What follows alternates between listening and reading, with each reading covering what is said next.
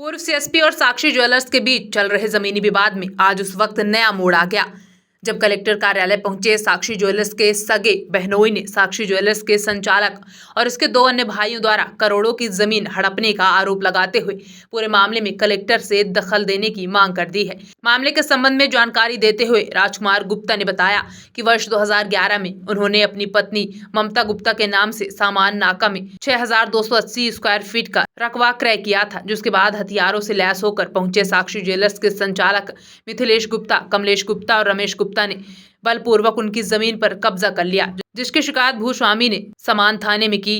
लेकिन राजनीतिक रसूख के चलते पुलिस ने पूरे मामले में कोई कार्रवाई नहीं की।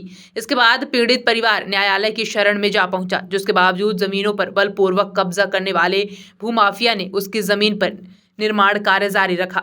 बताया जा रहा है कि कथित रूप से ज्वेलरी का व्यवसाय करने वाले साक्षी ज्वेलर्स के संचालकों ने इसके अलावा भी शुभम ताम्रकार की जमीन पर कब्जा किया है। सिंगाड़ा वाले फोर्ट रोड रीवा का निवासी हूँ। मेरी एक ज़मीन सामान टंकी के सामने मैंने क्रय की थी अपने श्रीमती जी के नाम पे। उसका कुल रकबा 40 बाई 157 था। टोटल वर्ग फीट 6280 वर्ग फीट था, जिसे मैंने 2011 में क्रय किया था। उसके बाद 2022 में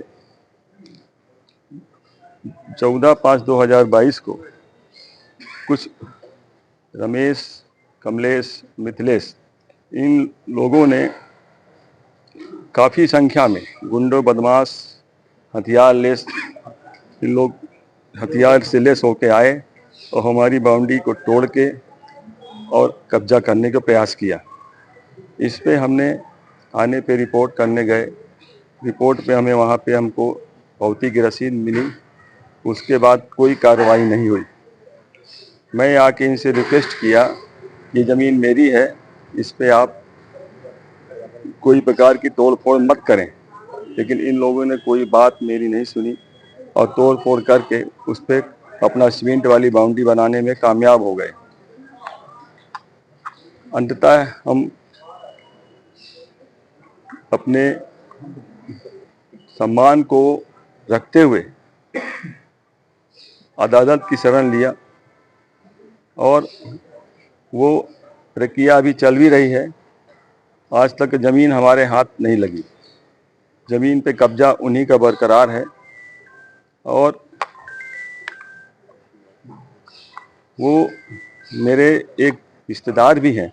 जी, मेरा नाम शुभम ताम्रकार है। जैसा कि राजा अंकल ने बताया, उनकी 40 बाई 157 फुट ज़मीन जो है उन्होंने कब्जा की है। मेरी भी जो है 30 फुट में से 20 बाई 157 फुट ज़मीन पे उनका कब्जा है और सीमांकन वो ढंग से नहीं होने दे रहे हैं। उनके दबाव और प्रभाव के चक्कर में हमारी बात सरकारी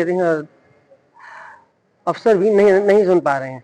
मेरा आज हम लोग कलेक्टर आए हुए हैं। हम लोगों ने ज्ञापन दिया है और रिक्वेस्ट की है कलेक्टर महोदया से कि वो हमारी मदद करें, एक सही नाप, सही सीमांकन और नक्शा तरमीम करवा कर हमें हमारी ज़मीन को दिलवाने में सहायता करें।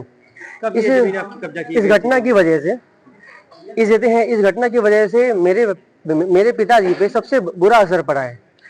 उनका हृदय चाप बहुत अधिक रहने लगा। उन्हें मानसिक रूप से प्रताड़ित किए जाने की वजह से धीरे धीरे वो बीपी के मरीज हो गए और इस घटना के 4 से 5 महीने बाद उनको ब्रेन हेमरेज हो गया और साथ में लकवा भी लग गया। मैं अपने घर का एक सदस्य खो चुका हूँ इस ज़मीन की वजह से।